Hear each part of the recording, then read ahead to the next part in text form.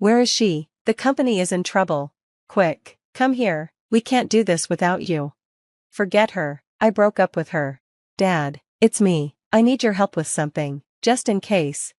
We were on a company trip in Jackson Hole, Wyoming, for 2 nights and 3 days, but on checkout day, something felt off. I was the only one at the entrance, so I asked the hotel staff what was going on. They told me some surprising news.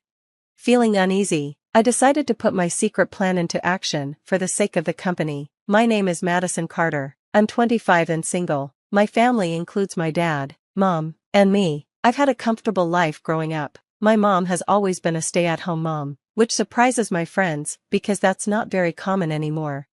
My dad's job has always been unclear. Even when I asked my parents, they were vague. But during a family dinner after I graduated from college, they finally told me the truth. They said, "We've been unclear about your dad's job, but we've had a comfortable life because he works hard as an investor. We wanted to tell you before high school, but your mom stopped me."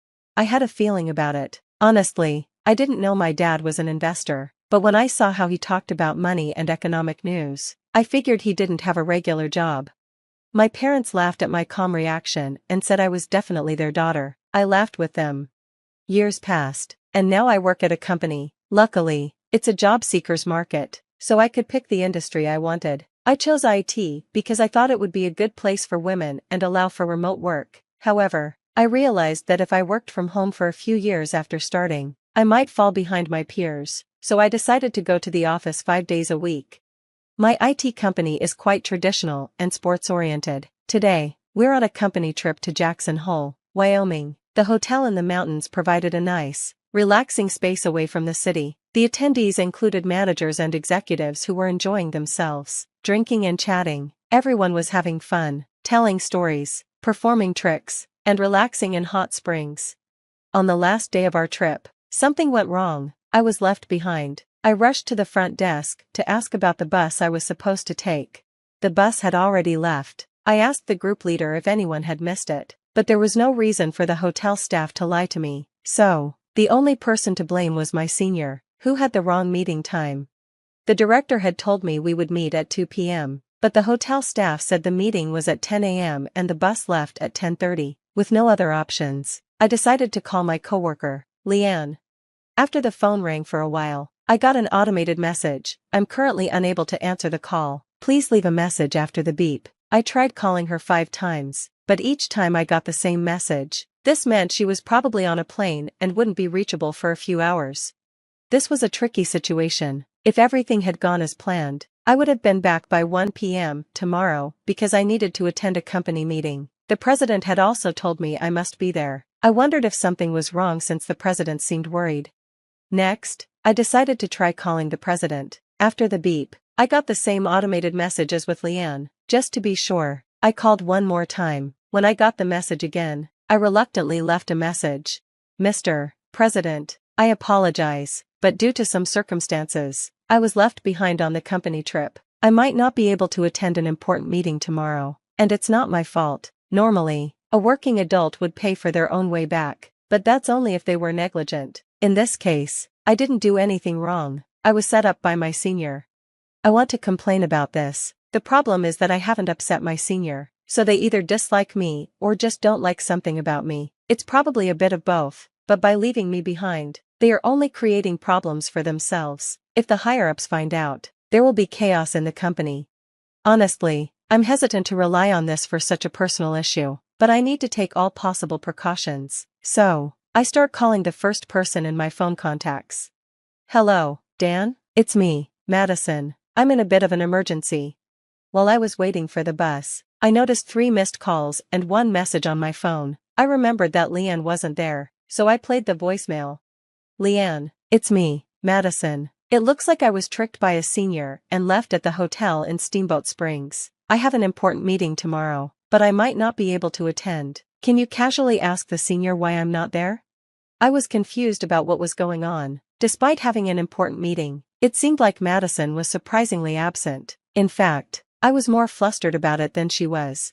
I needed to find out why Madison was left behind before worrying about my own feelings. A senior had just come to the bus, so I casually asked him, "It seems like Madison's missing?" "Oh, We left her behind. She must be panicking at the hotel right now, he replied. I couldn't believe this. Sure, he had been tough on Madison lately, but that was only because his work was worse than hers, and now he was laughing about it? I wanted to get angry, but I tried to stay calm and continued the conversation. Sir, Madison mentioned she had an important meeting tomorrow. What meeting is it? Is it something I should know about? I felt like the conversation wasn't going well. Could this be a big problem? I wondered. Sir, I'll check with Madison right away, he said, seeming flustered. He hesitated, looking around nervously. I quickly took out my phone and called Madison from a quiet spot. Hello, Madison? It turns out the senior was messing with you. Oh, I thought so. That's enough for me, thanks. Madison seemed pretty calm on the phone. I asked, the important meeting is the priority. Are you okay for the meeting? Oh, I've taken care of that, she replied. I had to rely on someone I'd rather not, but it's done. Her words were a bit vague, so I double-checked to make sure everything was okay. Are you really sure you're okay?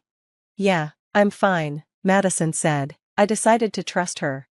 I went back to my senior and shared what Madison and I had talked about. He seemed relieved and laughed, though it looked forced. Meanwhile, Madison was enjoying a luxurious day at the hotel in Jackson Hole, where she had been left behind. She had informed her coworker, Leanne, about everything. Madison sent a message to her boss, who reluctantly used the insurance she didn't want to rely on. With everything settled, she felt there was nothing left to do except get back at the senior who had tricked her. So, she decided to enjoy her day. She could charge the extra night at the hotel to the company or pay for it herself if necessary. She couldn't let a day like this go by without enjoying herself. She went back and forth between the sauna, the outdoor pool, and the heated stone lounge until it was time for dinner.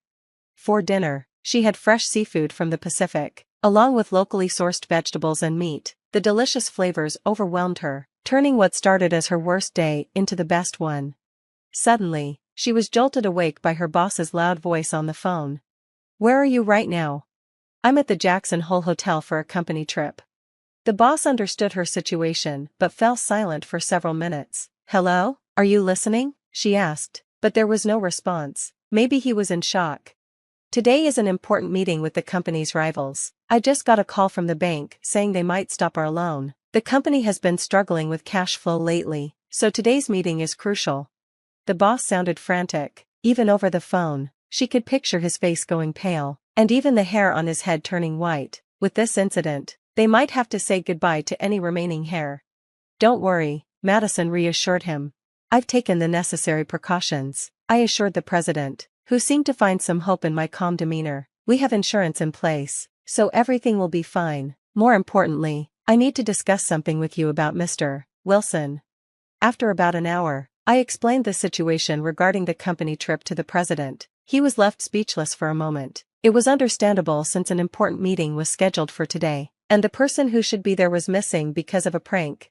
We'll make it in time for the meeting, and we have the worst-case scenario covered by insurance, so don't worry, I said, wrapping up the conversation before hanging up the phone. I was sure Mr. Wilson had received a stern talking to from the president.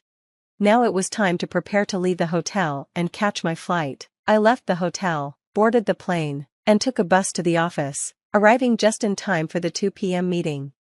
As soon as I entered the conference room, I saw that the president looked like he was about to cry. The other participants who had arrived early were forcing smiles, but the truth was far from cheerful. If I had been late, today's meeting might not have been successful. I had known in advance that my father was involved in the loan situation, but I kept quiet because it wasn't something to share at work. However, after what Mr. Wilson did, I had no choice but to use it as my advantage. When I told my father about the situation, he said, "Your decision was rational and good, Madison. You sought the best outcome based on your own judgment. No parent would refuse to help with that." Honestly, I felt like I owed my dad a favor. As a working adult, I wanted to surpass my father, but I never intended to use him for my own gain. I genuinely liked everyone at my workplace except for Mr. Wilson, which is why I wanted to help my colleagues this time, even if it meant bending my own rules. Now that the meeting was over and I was exhausted from flying in from Jacksonville, I mentioned, I'd like to go home early today, not really meaning it, and left the conference room.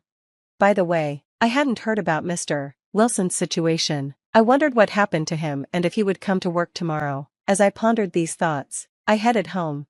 The next day, I saw Mr. Wilson. He still looked gloomy. When I asked Leanne, she said the president had scolded him severely. On top of that, his planned promotion was cancelled. It felt like adding insult to injury.